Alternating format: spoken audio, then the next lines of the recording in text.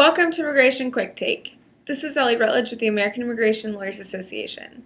As part of the CARA Family Detention Pro Bono Project, AILA members have been volunteering in Dilley, Texas to help women detained with their children navigate the complex immigration system.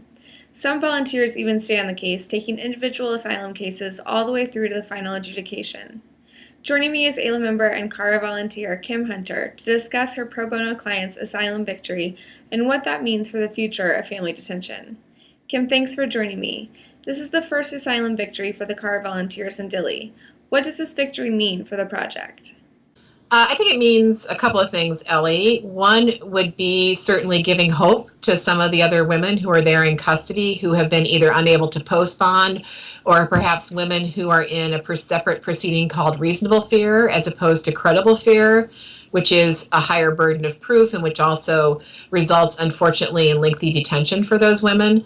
So I think that's important. I also think it was an important victory in terms of helping to expand the definition of what it means to be in a domestic relationship you are unable to leave.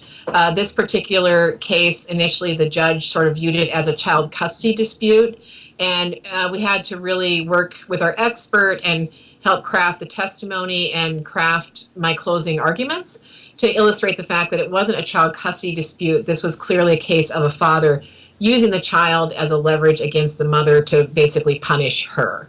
And so while initially the judge seemed inclined not to grant the case, he did after pointing out some particular things in the record and also thanks to the testimony in no small part of our expert witness. Thanks, Kim. Why did this client and her story stand out to you? One was her youth, quite frankly. I mean, she's 19 years old. I mean, I was looking at this woman from Guatemala who I really felt like had her whole life ahead of her, and she was just stuck in this detention facility.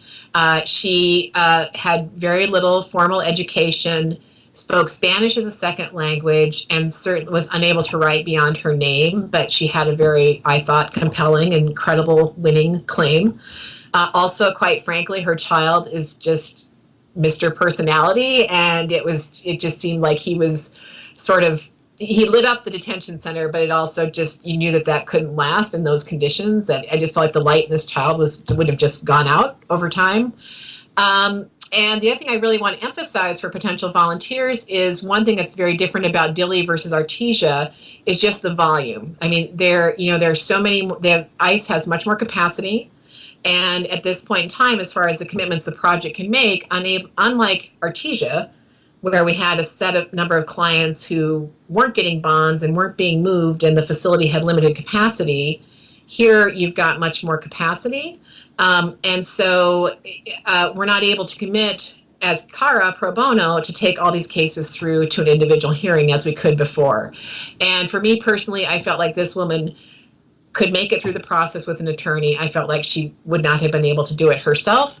And she also had a bond that was prohibitively high. She had a $10,000 bond, and there was no way that this young woman from Guatemala with her son and just a close friend in the U.S., no family members, would have ever been able to post that. How did the CARA project help with the asylum process, and what should potential volunteers know about the work on the ground? I think a lot of credit goes to the CARA volunteers, and it's all about the capacity of the volunteers on the ground, quite honestly. For me, I was there at the end of March. That's when I first met my client. I made a mid-April visit wherein I was able to prep her more extensively for the hearing, but then also through coordinating with volunteers on the ground, I was able to call in and do some additional prep with her. And then I came down prior to the individual hearing date and met with her again. But again, without that coordination of everyone, it would have been extremely difficult.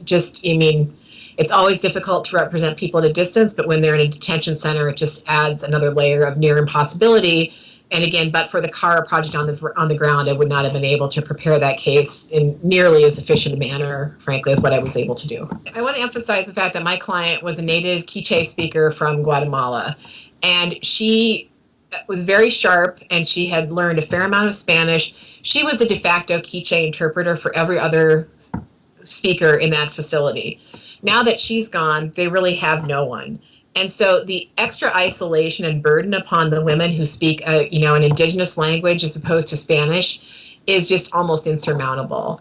And I think it adds to the importance of advocacy as far as closing these centers. It certainly adds to the burden of advocacy to try and get people out. and certainly advocating around just the issue, again, of these Indigenous women who are not able really to communicate with anyone.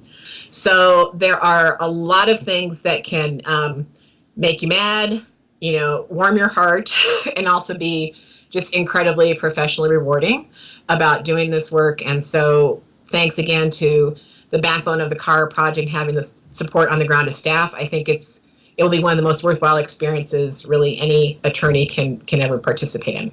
Thanks, Kim, for joining me. For the rest of you, please stay tuned for more updates from the American Immigration Lawyers Association.